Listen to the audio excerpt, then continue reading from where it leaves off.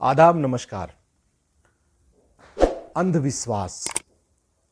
दोस्तों, अंधविश्वास एक ऐसा शब्द है जिसे हम आप बराबर सुनते रहते हैं और अंधविश्वास के चक्कर में बहुत से पढ़े लिखे लोग भी धोखा खा जाते हैं।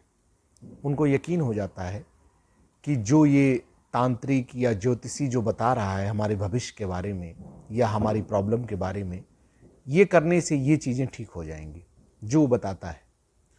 और उस चीज़ को मान के लोग क्राइम के रास्ते पे चल पड़ते हैं और बड़े बड़े क्राइम कर देते हैं कि इससे मेरी प्रॉब्लम सही हो जाएगी, जो कि नहीं करना चाहिए, वो गलत है। क्राइम किसी भी समस्या का समाधान कभी हो ही नहीं सकता है। क्राइम क्राइम है और क्राइम की सिर्फ सज़ा मिलती है कानून के द्वारा। आज की जो सच्ची घटना आप लोग के सामने मैं लाया हूँ वो कुछ इन्हीं सब चीज़ों से जुड़ी हुई है। दोस्तों, ये सच्ची घटना है केरला की। केरला में एक जगह है तिरुवनंतपुरम, वहीं की ये घटना है। वहाँ पे एक फैमिली रहती थी और एक लड़की थी। माँ बाप थे, एक ही लड़की उनकी इकलौती। उसका नाम था ग्रीष्मा। और ग्रीष्मा 22-23 साल उसकी उम्र थी। एमए कर रही थी, डबल एमए चुकी कर रही थी, एक कर चुकी थी।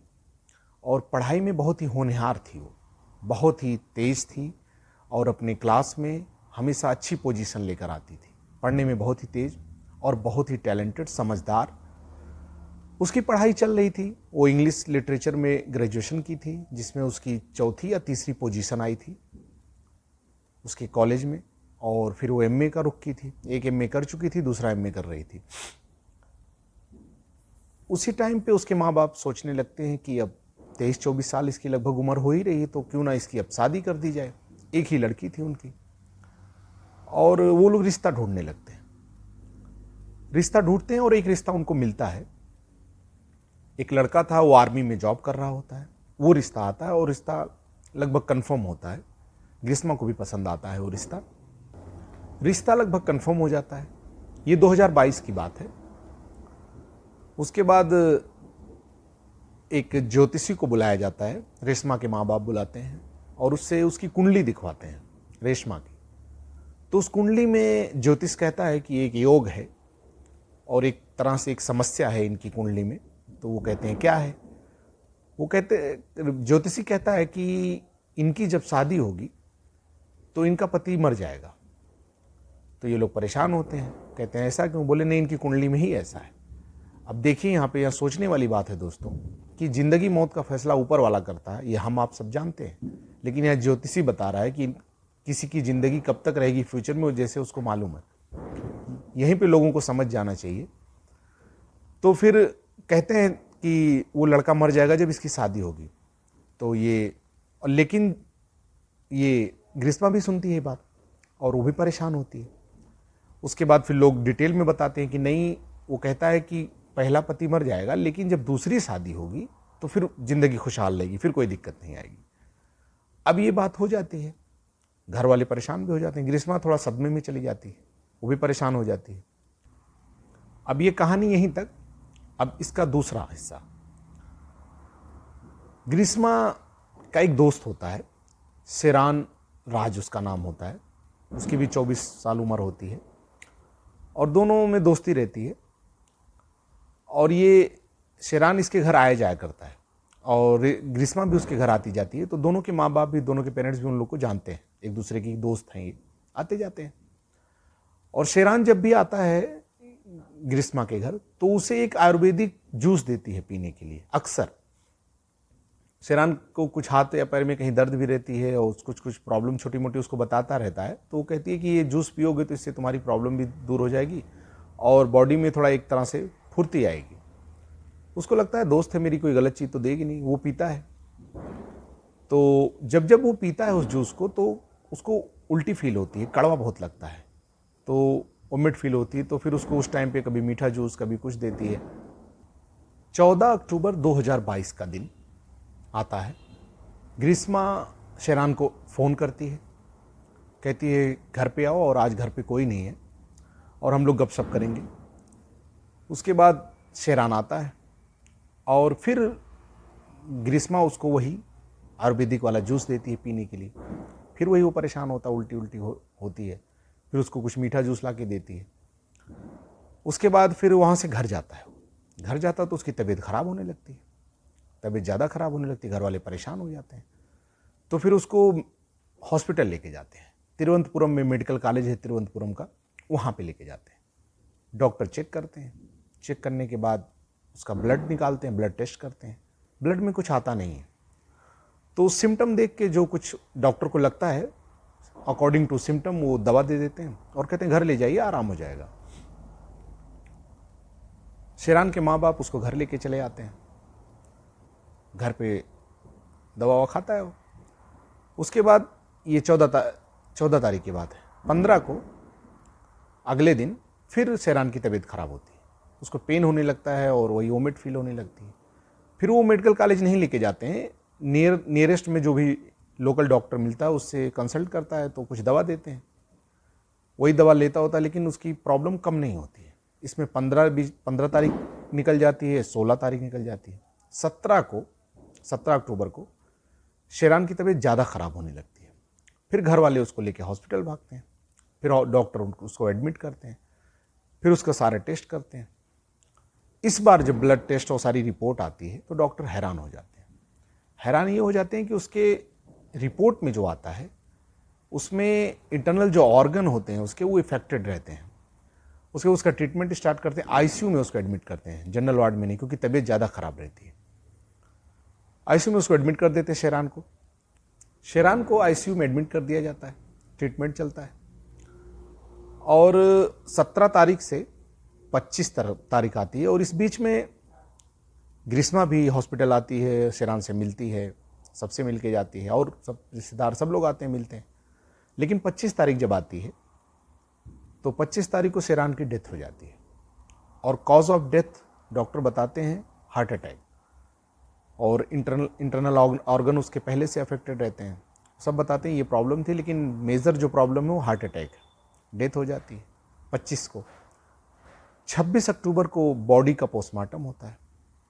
अभी तक सब सारी चीज़ें हैं कि नेचुरल डेथ है, घर वालों को भी लग रहा है नेचुरल डेथ है, क्योंकि डॉक्टर यही कहा था, लेकिन डिटेल पोस्टमार्टम 26 को होता है, लेकिन रिपोर्ट नहीं आती और बॉडी हैंडओवर कर दी जाती है, इधर क्रियाक्रम कर दिया जाता है।